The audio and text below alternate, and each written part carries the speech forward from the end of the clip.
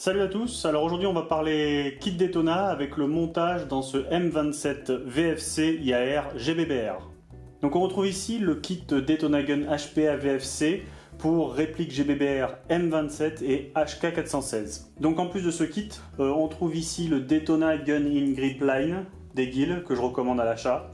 On a aussi le Daytona Gun Pom Crush Ring qui est une évolution, une amélioration. On a le Daytona Gun Hop-Up Rubber Bucking et on a le Daytona Gun Flap Tip Hop-Up Screw Set en métal. Voilà.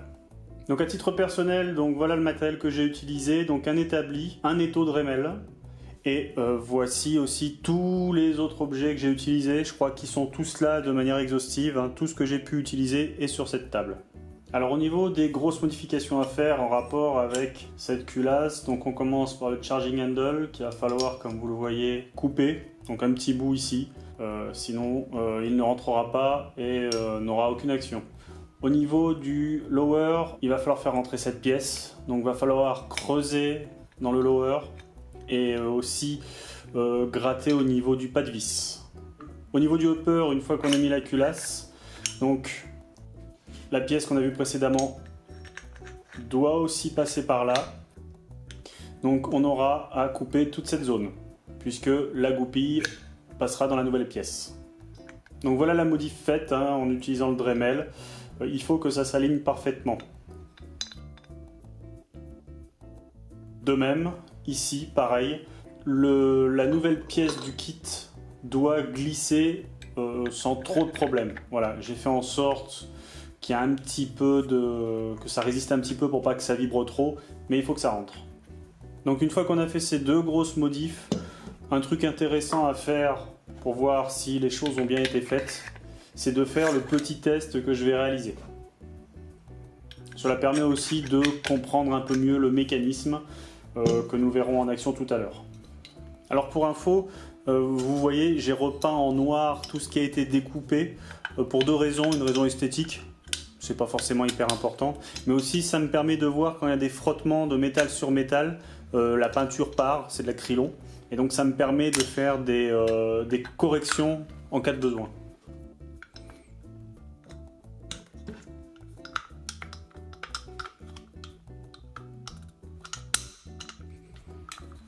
Voilà, donc les deux goupilles sont en place et la culasse bouge sans aucun problème. Il va maintenant falloir faire le trou pour laisser entrer l'arrivée d'air et faire passer ce tuyau. De même, il faudra faire le trou sur cette plaque. On va maintenant passer à l'assemblage du bloc hop-up.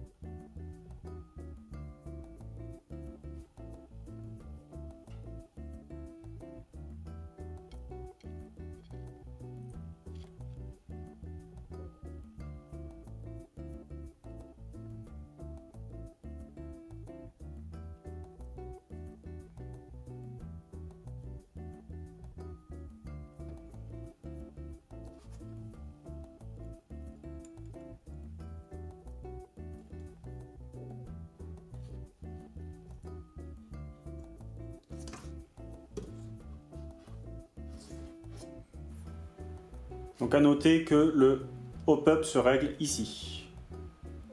On va maintenant insérer le bloc hop-up dans le hopper.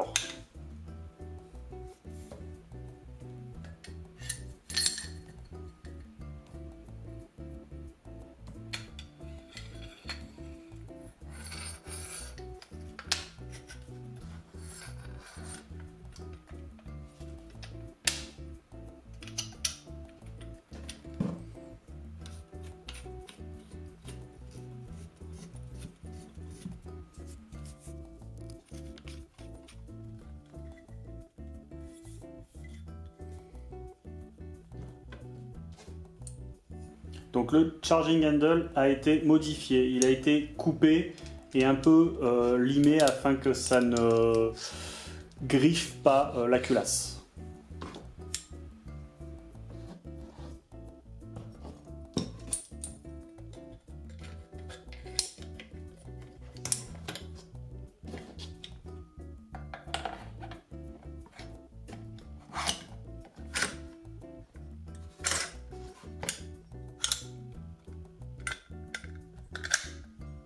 Revenons maintenant sur le lower. Donc, afin de faciliter l'usage, l'entretien, il est conseillé de faire cette petite encoche afin de laisser passer plus facilement le puits de chargement des billes. On n'ouvre plus le lower et l'upper, on les fait glisser l'un sur l'autre. Et là, vous pouvez voir que j'ai fait le trou pour l'arrivée d'air. Au niveau du sélecteur, donc on a une petite encoche que voici à faire. Donc pareil, toujours au Dremel, afin d'avoir un tir en semi, sinon le semi tirera en full. J'en ai aussi profité pour découper le bolt catch, mais j'ai une petite idée de modif perso à faire, donc moi dans mon cas je l'ai découpé. On finit ici avec le trou à réaliser sur la handplate. On va maintenant passer au réassemblage complet du lower receiver.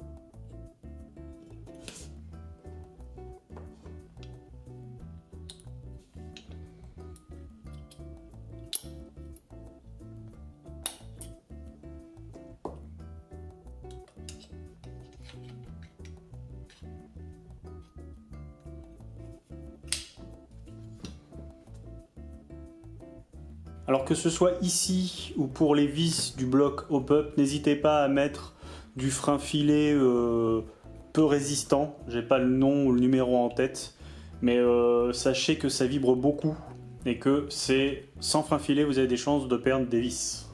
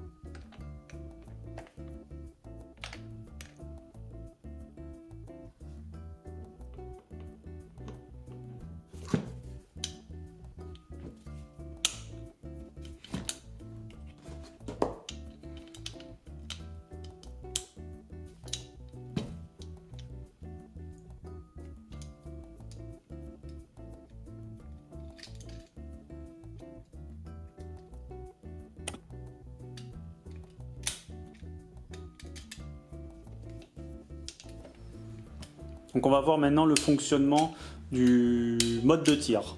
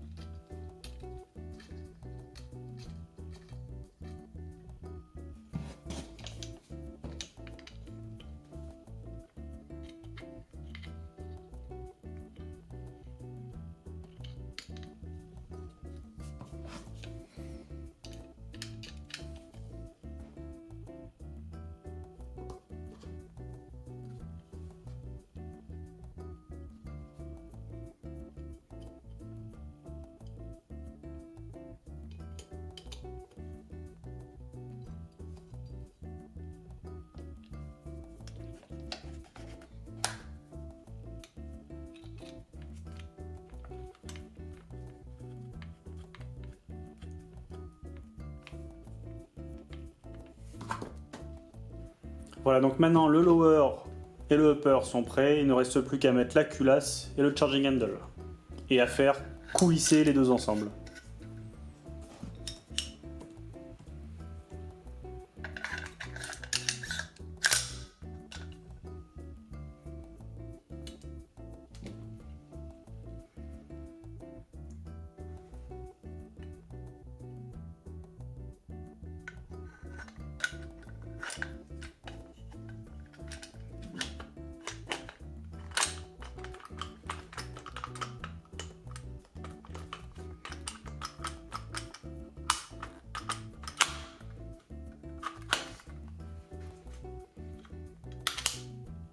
La réplique est prête.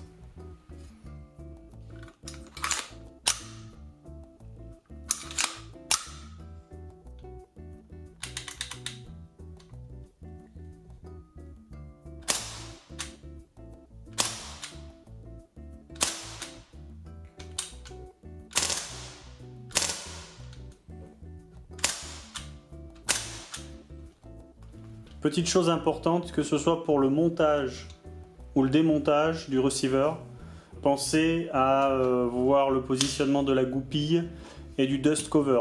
Parce que moi, c'est une habitude à prendre. Vous pouvez bloquer le upper et le lower à cause de ces deux éléments-là. Et on voit bien ici l'utilité de cette encoche dans le lower afin de faire passer le puits de chargement quand on coulisse les deux parties.